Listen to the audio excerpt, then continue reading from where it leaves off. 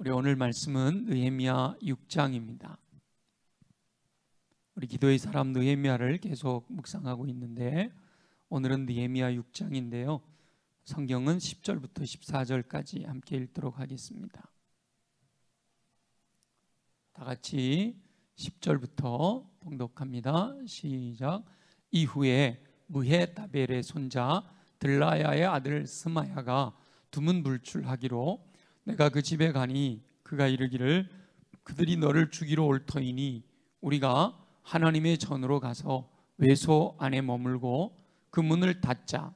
저들이 반드시 밤에 와서 너를 죽이리라 하기로 내가 이르기를 나 같은 자가 어찌 도망하며 나 같은 몸이면 누가 외소에 들어가서 생명을 보존하겠느냐. 나는 들어가지 않겠노라 하고 깨달은즉 그는 하나님께서 보내신 바가 아니라 도비야와 산발랏에게 뇌물을 받고 내게 이런 예언을 함이라. 그들이 뇌물을 준 까닭은 나를 두렵게 하고 이렇게 함으로 범죄하게 하고 악한 말을 지어 나를 비방하려 함이었느니라. 내 하나님이여 도비야와 산발랏과 여선지 노아디아와 그 남은 선지자들 곧 나를 두렵게 하고자 한 자들의 소행을 기억하옵소서 하였노라. 아멘. 아멘. 오늘 우리 6장을 살펴보시면 6장 1절을 한번 읽어보겠습니다. 1절 6장 1절 다 같이 시작. 산발랏과 도비야와 아라비아 사람 게셈과 그 나머지 우리의 원수들이 내가 성벽을 건축하여 허물어진 틈을 남기지 아니하였다 함을 들었는데 그때는 내가 아직 성문에 문짝을 달지 못한 때였더라. 아멘. 느헤미야와 백성들이 중수하는 성벽이 다 연결되었습니다.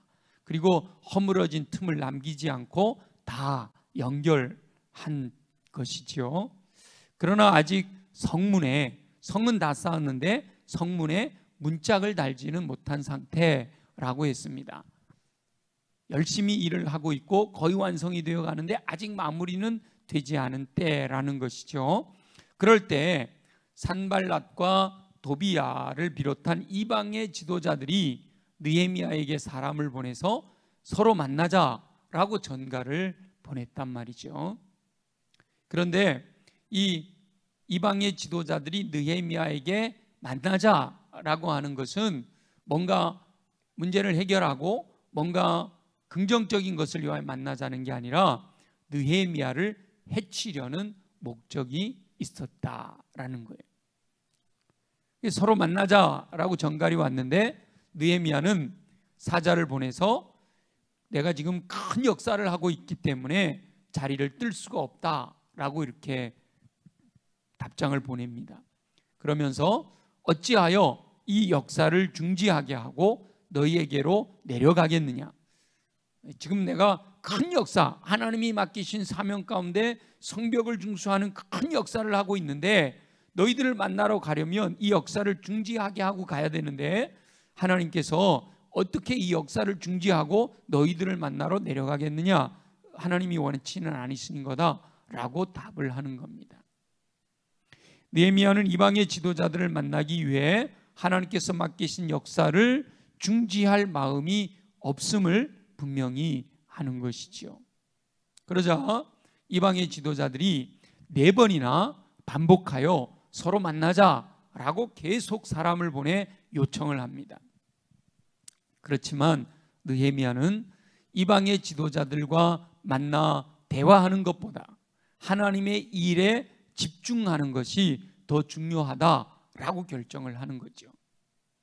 느헤미야의 이 결정은 결국 이방의 지도자들이 느헤미야를 해치려고 하는 악한 계획을 무산시켜 버렸습니다. 느헤미야가 그 이방의 지도자들을 만나려고 성을 나오면 해치려고 했는데 오질 않으니까 해칠 수가 없는 거예요. 느헤미야는 다만 그들이 어떤 악한 계획을 갖고 있는지에 대해서는 알지 못하고 하나님의 일에 집중하는 것, 하나님이 맡기신 사명에 집중하는 그것을 선택했는데 그것이 악한 자들의 함정에 빠지지 않는 결과를 낳게 된 것이죠. 하나님께서 맡기신 사명에 집중하면 나머지는 하나님께서 역사하셔서 합력하여 선을 이루는 결과를 얻게 하실 줄로 믿습니다.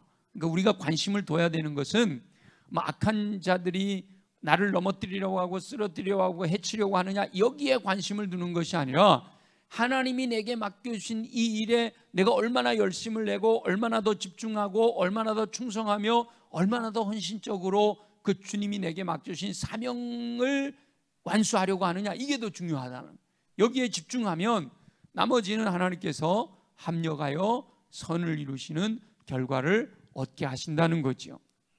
무슨 일을 하든지 먼저 하나님께서 맡기신 사명에 집중하는 삶을 살아가는 저와 여러분 되시기를 예수님의 이름으로 축원합니다.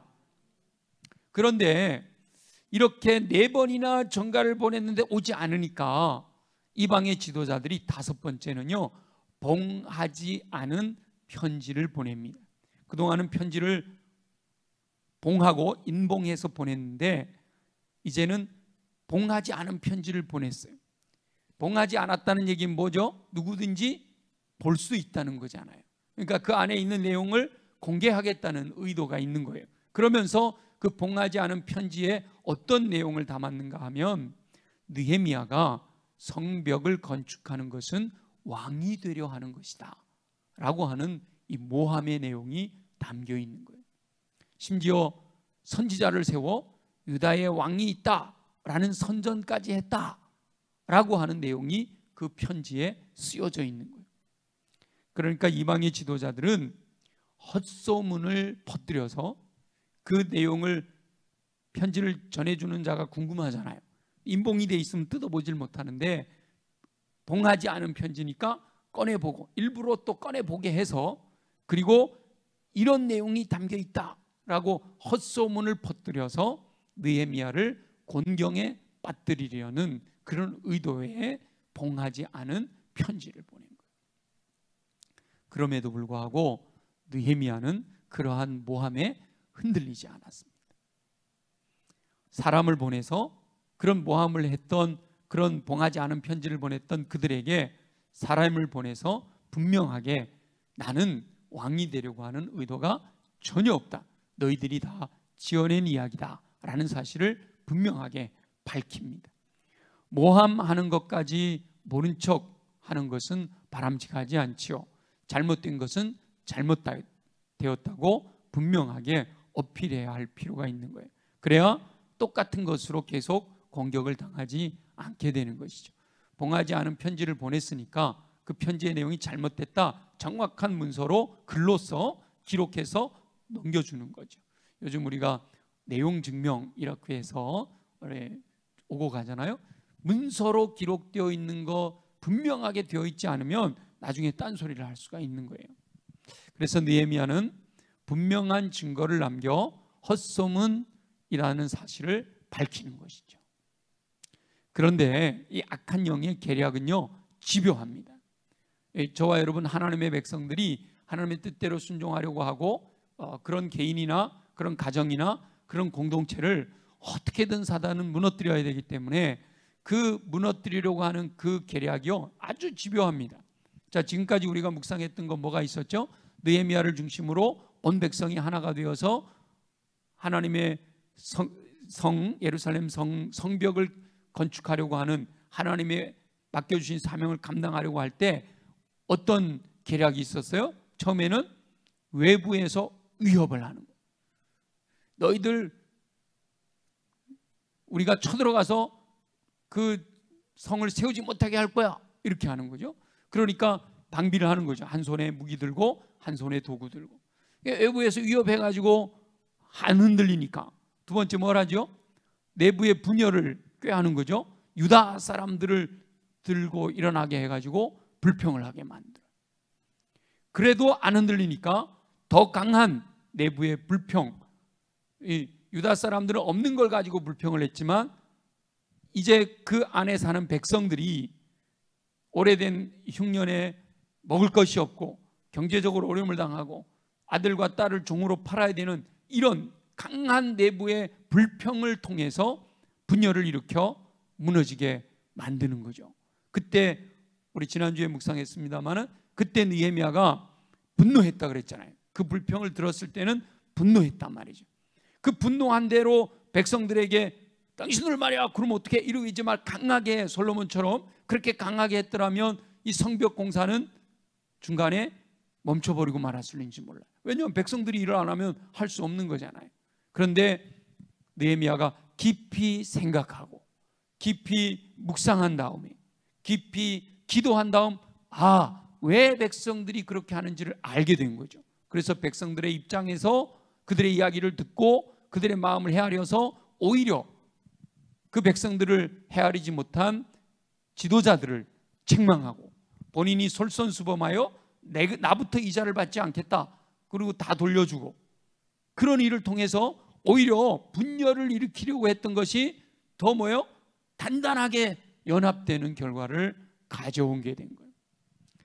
외부에서 위협하고 내부의 분열을 꾀하고 더 강한 내부의 불평을 통해 분열을 일으키려고 그래서 공동체를 무너지게 하려고 했는데 그런데 느헤미야와 백성들의 연합이 끄떡이 없는 거예요. 이 느헤미야가 기도하는 사람이라 기도하여 응답받은 것으로 순종하니까 하나님께서 그 공동체를 더 강하게 연합되도록 역사하시는 거죠. 그러니까 이제부터 이 악한 영이 지도자인 느헤미야를 공격합니다. 공동체를 흔들어 놓으려고 하다 안 되니까 지도자를 공격하는 거예요. 지도자인 느헤미야가 무너지면 모든 것이 무너질 수밖에 없기 때문이지요. 그 중에 하나가 이제 회유하려는 의도에서 만남을 종용하고 느헤미야만 죽이면 되겠다. 그래서 만남을 종용하고 그래도 4번이나 편지를 보내도 응답이 안 하니까 봉인되지 않은 편지로 모함하는 소문을 내는 거예요. 느헤미야를 무너뜨리려고 온갖 방법을 다 동원하는 것이지요. 우리 9절을 보면 왜 그렇게 했느냐 그 의도가 나오는데요. 9절 시작. 이는 그들이 다 우리를 두렵게 하고자 하여 말하기를 그들의 손이 피곤하여 역사를 중지하고 이루지 못하리라 함이라. 이제 내 손을 힘있게 하옵소서 하였노라. 느헤미야가 하는 거예요. 이는 이렇게 엉터리 소문을 가지고 모함하고 그래서 이것을 헛소문을 내고 비방하려고 하는 이것은 그들이 악한 이방의 지도자들이 다 느헤미야를 비롯하여 모든 백성들을 두렵게 하고자 하고 그리고 그렇게 두렵게 하면 그들 손이 피곤해서 이 하는 일을 못할 거야 라고 하는 목적을 가지고 그리했다는 거죠.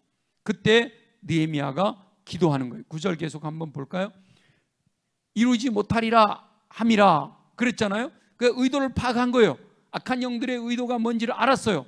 이방 지도자들의 의도가 뭔지를 알았어요. 그러자 느헤미야는 기도하는 거예요. 이제 내 손을 힘있게 하옵소서. 이방 지도자들이 느헤미야의 손을 피곤하여 손이 피곤하여 역사를 중지하게 하려고 하는 의도가 있으니까 하나님 그 의도에 넘어가지 않고 내 손이 힘이 있게 되기를 원합니다 라고 기도하는 거죠. 그러니까 느헤미야는 무시로 기도하는 삶이 훈련이 된 사람이에요. 그래서 왕이 내가 너에게 뭐 해주길 원하냐 하니까 바로 하늘의 하나님께 묵도하고 이렇게 늘 기도가 생활화되어 있는 거죠. 그러니까 이방 지도자들이 처음에 편지를 보내고 이럴 때는 이게 의도가 뭐지? 그러니까 하나님의 역사에 집중하느라고 그 생각할 겨를이 없었어요. 그런데 5번째 봉하지 않은 편지를 보내고 그러는데 기도하는데 이 의도가 뭔지를 알게 된 거죠. 그래서 하나님께 기도하는 거예요. 이제 내 손을 힘있게 하옵소서. 그러니까 이방의 지도자들, 악한 영의 세력은 하나님의 일을 하는 사람들을 피곤하게 만들고 무기력하게 만들고 나태하게 만들고 주저앉아 버리게 만들려고 하는 의도를 가지고 여러 가지 방법을 쓰지만 그러나 하나님의 사람인 느헤미야가 그 의도를 파악했기 때문에 하나님께 기도하는 거예요. 하나님, 내 손을 힘있게 하여 주옵소서. 어떤 상황에서 내가 지치지 않기를 원합니다. 내가 낙심하지 않기를 원합니다. 내가 든든히 서 있기를 원합니다. 이 모든 기도가 거기에 담겨 있는 거죠. 내 손을 힘있게 하옵소서. 느헤미야는 어떤 상황에서도 기도함으로 응답을 받습니다. 느헤미야가 기도하면 하나님이 들어주시는 거죠. 그래서 모든 것이 다 성취되도록 역사하시는 거예요. 저와 여러분도 느헤미야를 본받아 늘 기도하는 삶을 통해 응답받아 승리하는 삶을 사시기를 예수님의 이름으로 축원합니다. 약한 영이 느헤미야를 넘어뜨리기 위해서 얼마나 여러 가지 방법을 쓰는지 몰라요. 그러던 어느 날 스마야라고 부르는 제사장인데요, 10절을 우리 한번 보겠어요. 10절 다 같이 한번 볼까요? 시작. 이후에 무헤다벨의 손자 딜라야의 아들 스마야가 두문불출하기로. 자, 그러니까 중요한 역할, 스마야가 어떤 분인지는 성경에 자세하게 안 나오지만 아마도 이 스마야가 두문불출, 집 안에 들어가고 문을 열고 나오지를 않는단 말이죠. 그러니까 내가 그 집에 가니, 느헤미야가 그 스마야의 집에 갈 정도로 중요한 인물인 거죠. 아마도 이스라엘 전체를 이끌어가는 데 있어서 이 스마야, 제사장 스마야가 굉장한 영향력이 있는 사람인 거예요. 그 두문불출한다라는 소리를 듣고 찾아갔단 말이에요. 그랬더니 그 집을 방문했어요. 느헤미야가 왜 스마야 제사장님 어찌하여 두문불출하고 계십니까? 그리고 이제 방문을 하게 된 거예요. 그랬더니 스마야가 뭐라고 하는가 하면, 그가 이르기를, 그들이 누구예요? 이방의 지도자들이 너를 죽이러 올 터이니.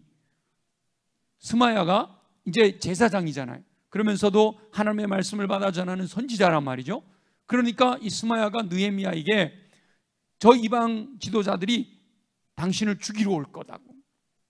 그런데 그러면 어떻게 하면 좋을까? 그 다음 나오는 거예요. 우리가 뭐야? 나와 너 우리 함께 하나님의 전으로 가서 외소 안에 머물고 그 문을 닫자. 저들이 반드시 밤에 와서 너를 죽이리라 이렇게 말을 하는 거예요. 자, 느헤미야는 믿음의 사람이잖아요.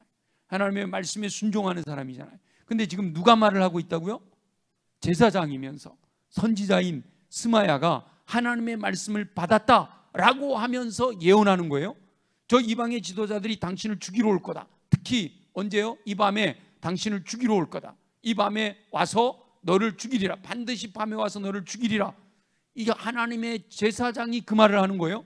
일반인이 말을 하는 게 아니라 제사장이 말을 하는 거예요. 느헤미야는 믿음의 사람이에요. 그러면 보통 제사장이 말을 하면 믿고 따를까요? 안 따를까요? 믿고 따라야죠. 그것도 내가 죽는다는데, 내가 지도자예요. 내가 죽으면 이 모든 일이 제대로 안 되는 거죠. 그런데 죽는다니까, 그리고 제사장이 하는 말이니까 듣기 쉽단 말이에요. 그런데 이 스마야가 하는 말의 내용이 중요한 거예요. 스마야는 이방의 지도자들이 반드시 너를 죽일 것이다 라고 하는 걸 강조하는 거예요. 느헤미야가 살아야 백성들을 이끌 수 있으니까 지금은 저 이방의 지도자들이 너를 죽이려고 할 때니까 잠시 피하여, 잠시 아무도 오지 못하는 성소로 피해야 한다라고 주장하는 거예요. 외소라는 말은 성전이 있으면 지성소가 있고 성소가 있잖아요. 이 성소를 얘기하는 거예요. 지성소가 아닌 외소, 바깥 성소. 그러니까 성전의 성소로 피해야 한다. 그리고 문을 딱 닫으면 이방인들도 하나님을 두려워하니까 하나님의 성전에 들어가 문을 닫으면 너를 죽이러 들어오지 못할 거다. 은밀한 곳에 우리 가서 숨자라고 주장을 하는 거예요. 여러분 같으면 어떻게 하시겠어요? 그런데 이런 상황에서 하나님의 사람 스마야 제사장이 하나님의 말씀에 지금 너는 피해야 될 때다 라고 말을 하는 거란 말이에요. 그런데 느헤미야의 신실한 신앙이 위기를 모면하게 하는 거예요. 자, 우리 11절을 한번 보면요, 느헤미야는 11절에서 자신의 정확한 신분을 알고 고백하는 거예요. 11절을 볼게요. 이 스마야가 그렇게 요청을 했어요. 그랬더니 느헤미야가 뭐라 그러는가 하면 다 같이 읽어볼게요. 시작. 내가 이르기를 나 같은 자가 어찌 도망하며 나 같은 몸이면 누가 외소에 들어가서 생명을 보존하겠느냐? 나는 들어가지 않겠노라 했단 말이에요. 아니, 이 믿음 좋은 느헤미야가 하나님의 사람인 제사장이 하는 말인데 거부했어요. 근데 왜 거부를 했어요? 두 가지란 말이에요. 두 가지. 나 같은 자가 어찌 도망하겠느냐, 이게 첫째예요. 지금 내가 해야 될 일, 이 모든 백성들이 나만 바라보고 내가 뭔가를 지시해야만 되는 이 큰 역사를 앞에 두고 내가 어떻게 도망하겠느냐, 이 말이에요. 첫째는. 두 번째는 나 같은 몸이면 누가 외소에 들어가서 생명을 보존하겠느냐. 나 같은 몸이면 누가 외소에 들어가서 생명을 보존하겠느냐. 나는 들어가지 않겠노라. 이게 무슨 말인가 하면요, 성소에는 누구만 들어갈 수 있죠? 제사장만 들어갈 수 있는 거예요. 지성소에는 누구만 들어가죠? 대제사장만 들어가는 거예요. 그때 1년에 한 번 대제사장만 들어가는 거예요. 성소에는 제사장만 들어가는 거예요.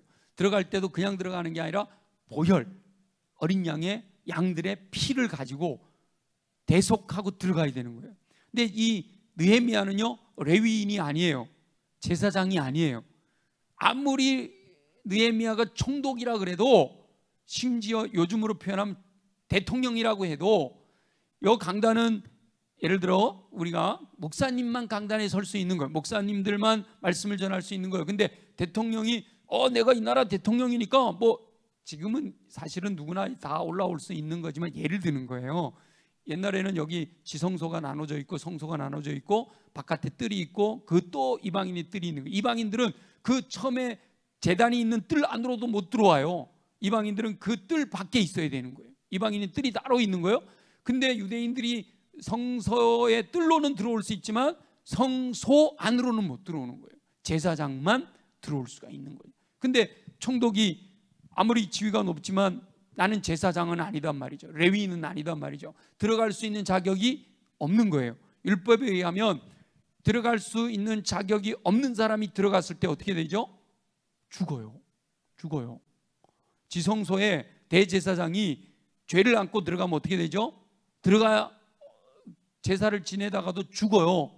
그래서 거기는 아무나 못 들어가니까 대제사장이 들어갔다 죽으면 누구나 들어가서 꺼내내지를 못하잖아요. 그래서 대제사장이 지성소에 들어갈 때는 어떻게 들어가죠? 몸에 끈을 묶고 들어가요. 몸에 끈을 묶어갖고 저 바깥에 성소로 끈이 이렇게 이어지게 하고, 그리고 이 제사장이 입는 에봇에는요, 밑에 방울이 달려 있어요.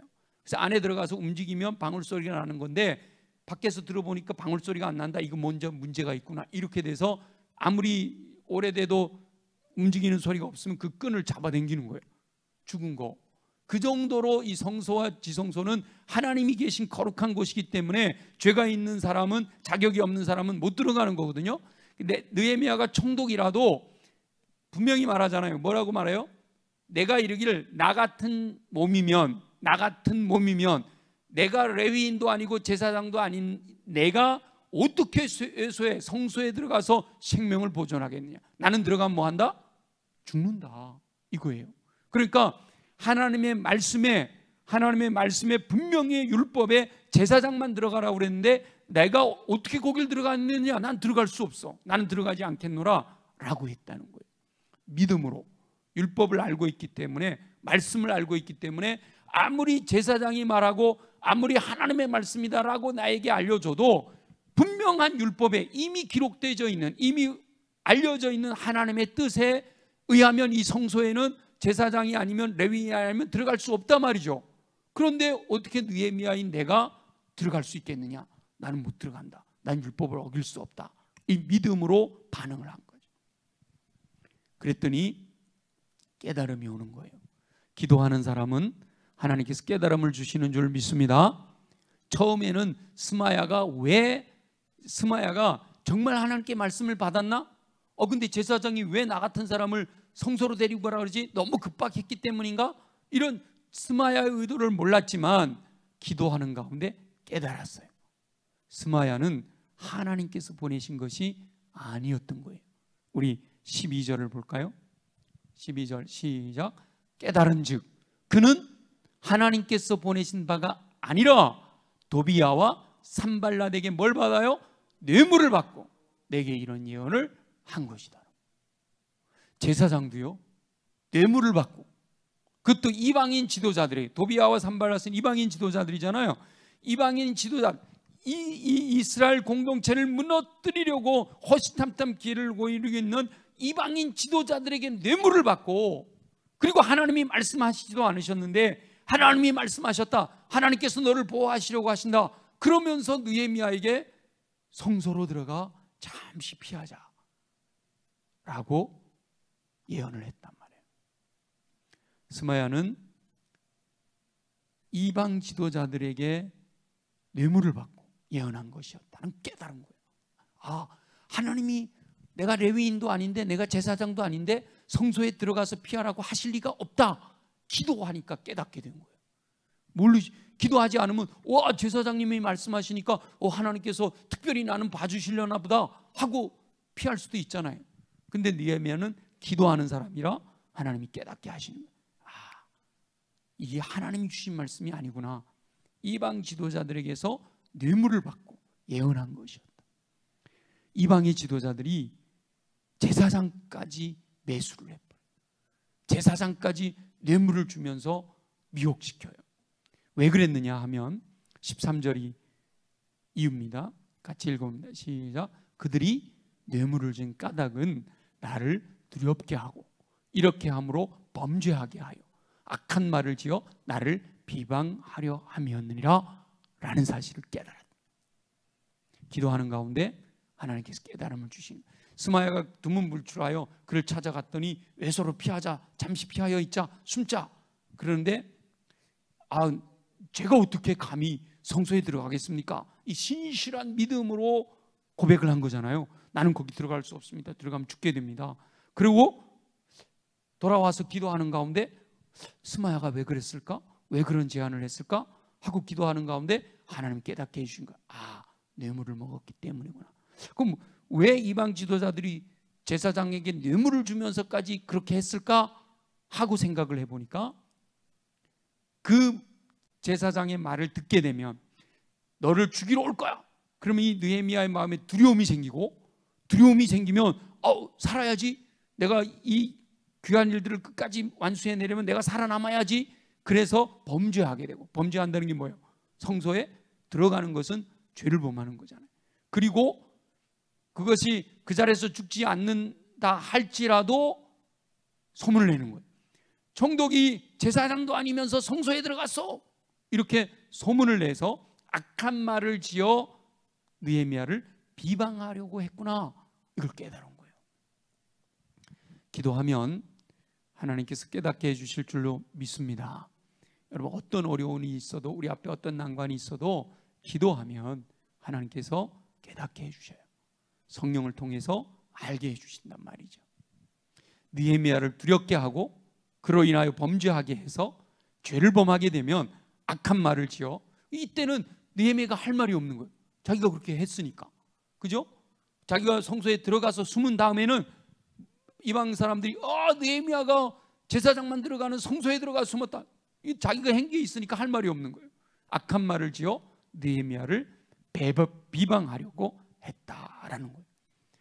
제사장이 아닌 사람이 성소에 들어가는 것은 율법을 어기는 일이었기 때문에, 율법을 철저하게 지키는 백성들에게 비록 총독이지만 제사장도 아닌 느헤미야가 성전의 외소에 들어가 성전을 더럽혔다라고 하면 백성들이 느헤미야를 인정하지 않을 가능성이 많은 거죠. 그러면 이 공동체는 무너져 버리는 거예요. 지도자가 신뢰를 잃어버리면 공동체는 무너져 버리는 거잖아요. 그래서 느헤미야가 그걸 깨달은 거죠. 그리고 또 기도하는 거예요. 14절 이렇게 기도합니다. 시작. 내 하나님이여, 도비아와 산발락과 여선지 노아디아와 그 남은 선지자들 곧 나를 두렵게 하고자 한 자들의 소행을 기억하옵소서 하였노라. 여기서 얘는 스마야만 나왔지만 스마야뿐만이 아니었던 거예요. 하나님이, 우리 요즘 예레미야 묵상할 때 보면 참 선지자와 거짓 선지자가 나눠지잖아요. 거짓 선지자들의 특징을 하나님이 말씀하실 때 뭐라고 그러세요? 내가 명령하지도 않았고 내가 말하지도 않았고 내가 생각하지도 않은 것을 하나님이 말씀하셨다라고 선포하는 선지자들은 다 뭐다? 거짓 선지자다 그러잖아요. 지금 여기 스마야, 또 여기 여선지자 노아랴, 그리고 남은 선지자들, 그러니까 스마야뿐만 아니라 많은 선지자들이 하나님이 말씀하셨다라고 하면서 느헤미야를 두렵게 하여, 느헤미야를 두렵게 해서 범죄하게 만들고, 범죄하게 되면 그 악한 말을 가지고 비방하려고 하는 계획들이 있었단 말이에요. 그 이방 지도자들, 그것을 꾀했던 이방 지도자들과 그 유혹에 넘어가 뇌물을 받고 하나님이 말씀하시지도 않았는데 엉뚱한 것들을 예언하는 그들의 소행을 기억하옵소서라고 기도했단 말이에요. 느헤미야는 하나님께서 그들의 소행을 다 알고 계시지만 하나님 그들의 소행을 기억하여 주옵소서 이렇게 기도해요. 하나님께서 이 모든 것을 기억하시고 가장 좋은 길로 인도해 주실 것을 기대하는 것이죠. 하나님께 기도하면 하나님이 다 아시고 응답하실 것을 느헤미야는 알고 있기 때문이에요. 하나님께서 느헤미야의 기도에 응답하셨습니다. 그래서 15절에 보면 성벽 역사가 52일 만에 끝났어요. 와, 52일 만에 성벽 공사가 완공이 되었습니다. 이 소식을 듣고 오히려 이방의 지도자들이 두려워하며 크게 낙담하게 됩니다. 이것은 하나님께서 이 역사를 이루셨구나 라는 것을 알았기 때문이에요. 자, 우리 한번 볼게요. 15절 16절 한번 읽어보겠습니다. 다 같이 시작. 성벽 역사가 52일 만인 엘룰월 25일에 끝남에 우리의 모든 대적과 주위에 있는 이방 족속들이 이를 듣고 다 두려워하여 크게 낙담하였으니 그들이 우리 하나님께서 이 역사를 이루신 것을 알미니라. 아멘. 저와 여러분도 우리 개인적으로도 가정적으로도 또 교회적으로도 정말 말씀에 의지하여, 옆에서 누가 뭐라고 하고 세상 사람들이 누가 뭐라고 한다 할지라도 저와 여러분들은 오직 말씀 따라 믿음으로 순종하여 말씀대로만 살아가는 삶을 통해서 결국은 하나님이 계획하신, 하나님이 맡기신 사명들을 완수함으로 우리를 비방하고 우리를 조롱하던 사람들이 오히려 두려워하고 낙심하게 되는, 왜냐하면 하나님이 역사하시는 것을 보았기 때문에 그런 역사를 이루는 삶이 되기를 간절히 소망합니다. 하나님께서 행하셨다, 하나님께서 이루셨다라는 거죠. 우리가 이 느헤미야와 사실은 예배당 건축하고 쭉 이렇게 연결시켜 보면요, 얼마나 잘 들어맞는지 몰라요. 이 느헤미야 시대의 사람들과 그리고 악한 영과 그 환경과 역사들이 오늘날 21세기 우리가 살아가는 삶에도 그대로 적용되고 있다는 거예요. 그대로. 그러면 이렇게 성벽이 완성이 딱 되고 나면 이제는 끝났다. 저 이방인들, 저 지도자들이, 악한 영들이 이젠 더 이상 도발하지 않겠구나. 아니에요. 그 다음에 또 보면요, 그런데 여전히 공동체 안으로부터의 부패가 일어납니다. 볼까요? 17절 다 같이 한번 읽어봅니다. 시작. 또한 그때에 유다의 귀족들이 여러 번 도비야에게 편지하였고 도비야의 편지도 그들에게 이르렀으니 도비야는 아라의 아들 스가냐의 사위가 되었고 도비야의 아들 여호하난도 베레가의 아들 무술람의 딸을 아내로 맞이하였으므로 유다에서 그와 동맹한 자가 많았대요. 와, 지금 도비야는 산발랏과 게셈과 이렇게 이방의 지도자들이 이스라엘의 지도자인, 유다의 지도자인 느헤미야를 죽이려고 여러 가지 모함을 하고 그를 쓰러뜨리려고 하고 있는데, 유다의 귀족들은 그 느헤미야를 대적하는 그 이방의 지도자들과 뭐예요? 왕래하는 거예요. 내통하는 거예요. 심지어 뭐예요? 사돈을 맺었어. 아들 보내고 딸 보내고 이러면서 사돈을 맺었다.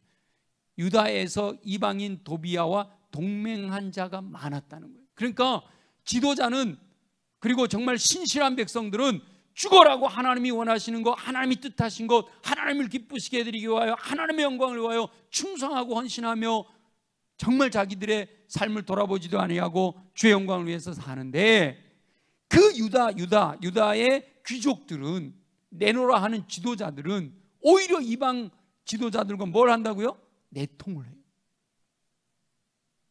자기들의 뭔가 유익 때문이었겠죠. 뭔가 경제적인 이익을 얻기 때문이었거나, 그러면서 또 유다의 귀족들이 느헤미야 앞에서 도비야의 선행을 강조해요. 보십시오. 19절 다 같이 읽어봅니다. 시작. 그들이 도비야의 선행을 내 앞에 말하고 또 내 말도 그에게 전하매. 자, 내부에 있는 걸 밖으로 전하는 거 뭐예요? 스파이, 그죠? 귀족들이 스파이가 되어 있는 거예요. 적과 내통하고 있는 거예요. 전하매 도비야가 내게 편지하여 나를 두렵게 하고자 하였느니라. 유다의 귀족들이요, 느헤미야를 두렵게 하는 역할을 맡았다라는 거예요. 사단은 항상 내부자와 내통합니다. 인류 역사에 수많은 나라의 흥망성쇠가 있는데요, 그런 수많은 나라의 흥망성쇠가 이 전쟁 대 전쟁을 함에 있어서 전공법으로 붙어서 나라 대 나라의 전쟁이 전공법으로 붙어가지고 멸망하는 나라보다 내부에서 반란자가 생겨가지고 내부에서 적과 내통하는 사람들이 생겨서 무너지는 경우가 더 많아요. 훨씬 더 많아요. 그 강력한 바벨론이라고 하는 나라도 바사에게 멸망할 때 내부에서 성문을 열어주는 거예요. 그 바벨론이라고 하는 나라의 성은요, 내부에서 성문을 열어주지 않으면 이게 난공불락이에요. 그러니까 벨사살 왕이요, 그 전쟁을 하는 와중에도 먹고 마시고 즐겨 잔치를 하거든요. 왜? 못 들어오는 거 아니까. 근데 내부에서 열어주면요, 그냥 물밀듯이 밀고 들어가는 거죠. 항상 어떤 공동체가 와해되는 데는 외부로부터의 적도 거기에도 위협이 있어요. 우리 지금까지 계속 묵상해 왔잖아요. 외부로부터의 위협도 있어요. 근데 외부로부터의 위협은요, 사실은 어떻게 보면 더 결속시키는 힘이 있어요. 근데 내부로부터의 또 분열도 일어나죠. 내부로부터의 불평도 생기죠. 그런데 이 내부에서 자기 안에서 불평이 일어나는 것은 또 잠재웠잖아요, 그죠? 근데 지금 외부 악한 영의 지도자들과 내통을 해, 내통을. 내부에, 공동체 내부에 사단의 도구로 쓰임받는 사람들이 있는 공동체는 무너지게 된다는 거죠. 사단은 항상 우는 사자와 같이 두루다니며 성결자를 찾기도 하지만 광명천사로 가정에 미혹하기도 합니다. 아니면 제사장이, 선지자가, 그리고 수많은 선지자들이 이방 지도자들에게 미혹이 되어 뇌물받고 엉뚱한 하나님의 말씀을 전하는 일이 일어났다고 얘기를 하고 있잖아요. 그렇게 해서 지도자를 두렵게 하는 세력이 있었다라는 거예요. 지도자로 하여금 범죄하게 하는 세력이 있었다라는 거예요.